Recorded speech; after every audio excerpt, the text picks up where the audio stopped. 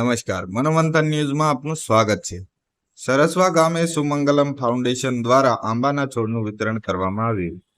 ઘોગંબા તાલુકાના સરસવા ગામ ખાતે શાશ્વત ગ્રામ વિકાસ પ્રબોધન પરિષદ વડોદરાના માર્ગદર્શન હેઠળ સુમંગલમ ફાઉન્ડેશન અને LZWL મોટરના સહયોગથી સરસવા અને આજુબાજુના ગામના ખેડૂતોને લોક સહભાગિતાથી આંબાના છોડનું વિતરણ કરવામાં આવ્યું.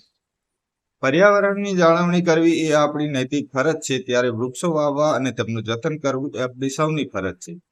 હાલના સમયમાં વાતાવરણમાં પ્રદૂષણનું પ્રમાણ દિવસે ને દિવસે વધતું જાય છે, ત્યારે વાતાવરણને શુદ્ધ કરવા માટે વૃક્ષો વાવવા ખૂબ જ જરૂરી છે. પર્યાવરણને શુદ્ધ રાખવા માટે તેમનું જતન કરવા માટે ઘોગંબાના સરસવા ગામે આંબાના છોડનું વિતરણ કરવામાં આવ્યું હતું.